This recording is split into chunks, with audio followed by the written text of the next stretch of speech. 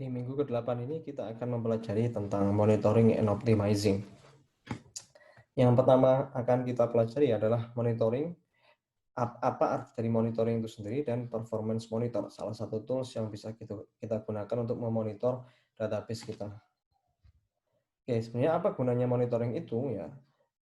Kalau kita lihat di sini ya, sebenarnya monitoring itu gunanya adalah kita bisa melihat apa yang terjadi di SQL server dan seberapa efektif SQL server menggunakan resource yang ada di komputer kita, baik itu bisa CPU, memori, atau input/output ya. Nah, dari situ kita bisa melihat seberapa baik performa sistem yang dibuat. Nah, kita bisa lihat apakah sudah efektif database kita ya, apakah memakan banyak resource ya, apakah mungkin masih tersisa resource yang banyak ya, sehingga bisa kita optimalkan kembali. Dan kita bisa juga gunakan monitoring itu untuk mengidentifikasi kegiatan abnormal ya. Nah, kita kalau bisa memonitor ya, misalnya memonitor itu kita bisa melihat kira-kira terjadi sebuah fraud atau sebuah outlier ya. Nah, jadi tiba-tiba di hari tertentu ya, resource dari komputer kita itu melonjak tajam. Nah, dari situ kita bisa melihat, nah ini ada kegiatan yang abnormal ya. Nah, kita bisa deteksi apakah itu sebuah fraud ya, atau sebuah mungkin hacking ya ke database kita, seperti itu.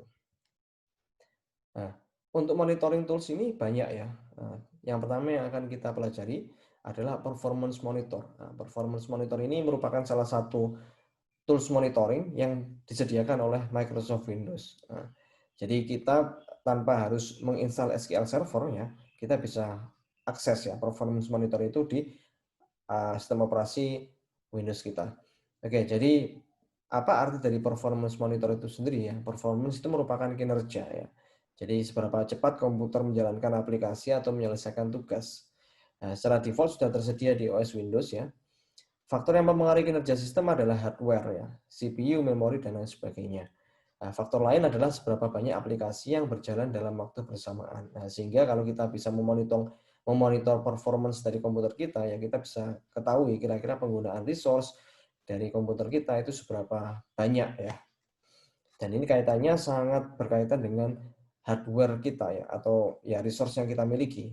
Nah, kira-kira penggunaan proses di CPU kita itu berapa persen ya, atau memorinya berapa gigabyte yang digunakan untuk menjalankan database kita.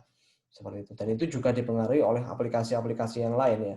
Selain database SQL Server kita ya, semakin banyak aplikasi yang berjalan di komputer kita, itu pasti akan mempengaruhi performance dari komputer kita. Seperti itu. Dan apa saja monitoring tools itu ya, kita punya banyak ya fitur ya di performance monitor itu. Ada data collector set, ada configuration logs, ada diagnosis report. Yang pertama data collector set itu nanti berupa tampilan dari aktivitas-aktivitas yang sedang dilakukan komputer secara real time. Nanti kita lihat seperti apa data collector set itu. Ada juga configuration logs ya. Itu berisi pengaturan aktivitas-aktivitas apa saja yang akan ditampilkan di performance monitor. Sehingga nanti di performance monitor kita bisa setting kira-kira apa yang mau ditampilkan ya. Aktivitas apa yang mau ingin kita tampilkan di performance monitor kita. Bisa yang kita tampilkan hanya penggunaan CPU-nya saja mungkin, atau memorinya saja, atau mungkin memori yang digunakan oleh SQL Server kita. Kita bisa konfigurasikan apa yang ingin ditampilkan di performance monitor. Karena performance monitor ini banyak sekali ya fitur-fiturnya yang bisa ditampilkan, tapi mungkin agar tidak bingung, kita bisa pilih-pilih beberapa fitur saja yang mau kita tampilkan. Dan juga ada diagnosis report, yaitu berisi laporan hasil diagnosis dari data collector set. Oke, kita langsung coba saja. Nah, untuk membuka performance monitor, kita tinggal search saja di Windows Startup ya. Setelah itu kita ketik performance monitor. Nah, di sini kita bisa lihat ya, ini performance monitor ya, seperti ini. Nah, ini kebetulan secara default yang akan ditampilkan hanyalah prosesor time-nya saja ya. Jadi penggunaan prosesornya itu berapa persen, ya kan? Jadi ini kurang lebih ya rata-rata penggunaannya 30% saat komputer saya sekarang lagi idle. Nah, ini semakin tinggi penggunaannya, otomatis banyak proses ya yang sedang berjalan di komputer kita. Nah, ini kita bisa konfigurasikan kira-kira mau menampilkan apa saja di performance monitor ini ya. Nanti menampilkannya bisa berupa grafik seperti ini ya. Oke, nanti kita lihat. Nah, misalnya di sini ini yang ditampilkan secara default adalah prosesor time-nya ya. Kalau kita lihat di slide-nya. Nah, tapi kita juga bisa menambahkan semacam kayak ya fitur lain ya yang mau kita tampilkan, atau monitoring yang lain yang mau kita tampilkan. Kita bisa klik button plus di sini. Nah, setelah itu nanti kita pilih ya, kira-kira apa saja yang mau kita tampilkan. Oke, sebagai contoh, saya mau ingin menampilkan penggunaan dari memori di komputer saya. Oke, kita bisa cari di sini di bagian memori ya. Nah, ini memori. Kita bisa cari ya, misalnya committed bytes in use ya. Kira-kira penggunaan memori di komputer kita itu berapa banyak ya? Kita bisa klik add di sini. Nah, setelah itu kita klik OK dulu. Nah, di sini kita bisa punya dua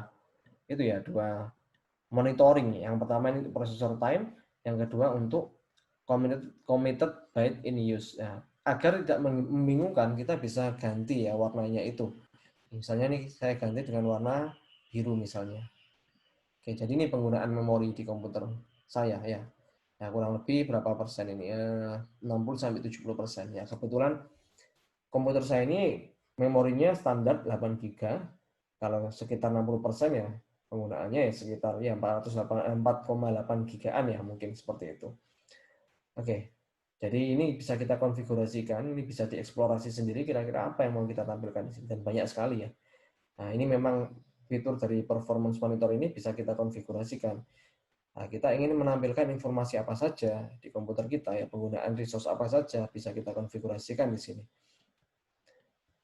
Oke, ya misalnya juga kita bisa menampilkan ya SQL Agent Alert yang sedang aktif ya. Mungkin kalau misalnya ada SQL Agent yang sedang berjalan di komputer kita bisa menampilkan ya monitoring ya.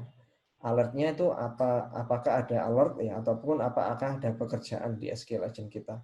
Nah, ini kita bisa tampilkan ya di bagian sama tadi ya, di SQL Agent. Kita cari SQL Agent.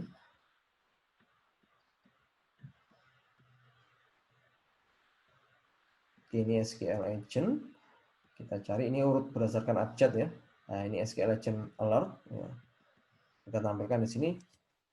Jadi ini kalau misalnya dia tidak ada alert ya, ya pasti dia 0 penggunaannya. Tapi kalau mungkin ada alert ya, misalnya SQL Agent kita berikan job untuk melakukan backup secara otomatis ya. Nah, sehingga waktu tertentu saat SQL Agent tersebut bekerja, dia penggunaannya akan meningkat nanti alertnya. Oke, ini kita add saja di sini, kita klik OK. Ya misalnya untuk yang ini saya beri warna hijau agar bisa membedakan. Oke, di sini tidak terlihat ya. Mungkin ini di sini di bawah kelihatan ya di 0 ini karena memang tidak ada SQL Agent yang sedang aktif di komputer saya ini. Ya, mungkin nanti kalau misalnya SQL Agent-nya kita berikan job untuk melakukan backup secara otomatis di jam tertentu, nanti dia akan meningkat ya penggunaannya ya. Oke.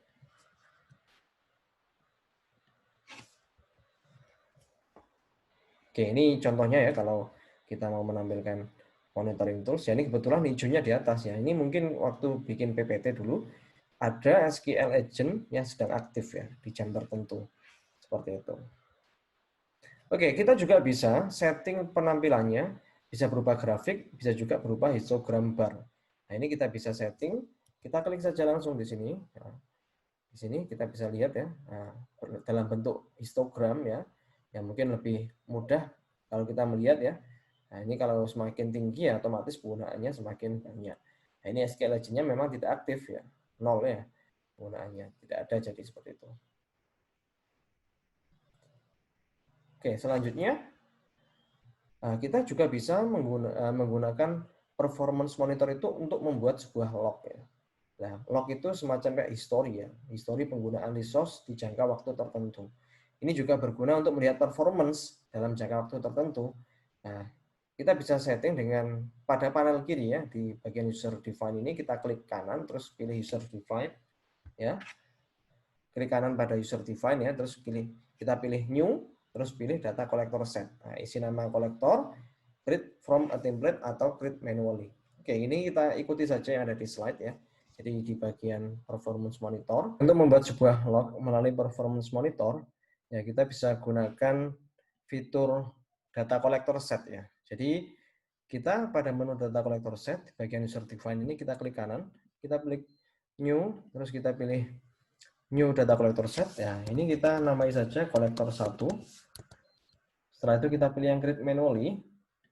Nah, setelah itu kita centang semua untuk performance monitor, event trace data, dan sistem configuration information. Kita centang semua saja mengikuti apa yang ada di slide. Oke, setelah itu kita ya untuk sampel intervalnya ini kita bisa beri waktu mungkin ya 5 detik ya. Oke, terus untuk apa yang mau kita tampilkan, ya ini kita ikuti yang ada di slide saja. Kita ingin menampilkan penggunaan prosesor sama memori kita. Ya, jadi di bagian prosesor kita pilih user time ya. Processor time sama idle time. Oke, terus di bagian memori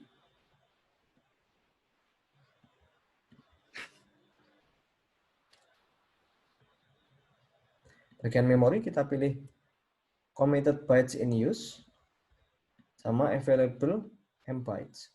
Oke. Oke, kita klik OK. Oke, kita klik next. Kita klik next lagi. Kita klik next. Oke, ini kita mau simpan di mana? Nah, ini misalnya kita mau simpan di dokumen ya. Oke, kita klik next. Finish. Oke, setelah itu kita sudah men-setting ya. Kita sudah men-setting data collector set di performance monitor. Nah, tujuannya adalah kita ingin tahu ya, histori penggunaan performance monitor kita, performance komputer kita, yaitu performance untuk prosesor sama memori yang sudah kita pilih tadi yang mau kita tampilkan dalam jangka waktu tertentu. Oke, tadi interval time-nya kita pilih 5 detik. Nah, setelah itu kita coba jalankan, ya kita mungkin tunggu selama 10 detik. Setelah itu kita stop ya.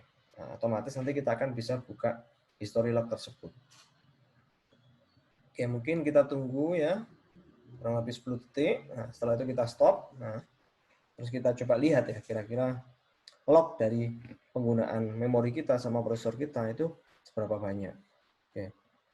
Ini kurang lebih sudah 10 detik, jadi saya klik stop. Oke, kita bisa buka di bagian dokumen.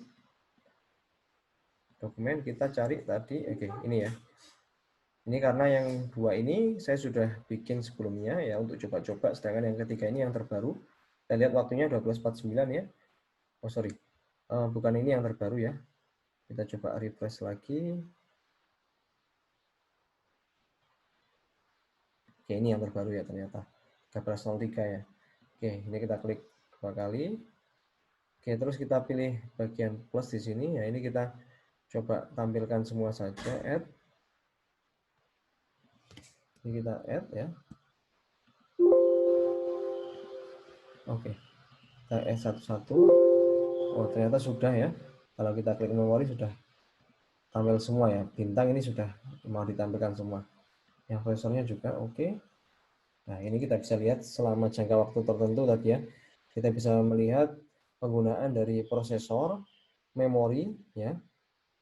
Prosesor dan memori dari komputer kita seperti itu ya. Oke, ini sudah kelihatan ya grafiknya.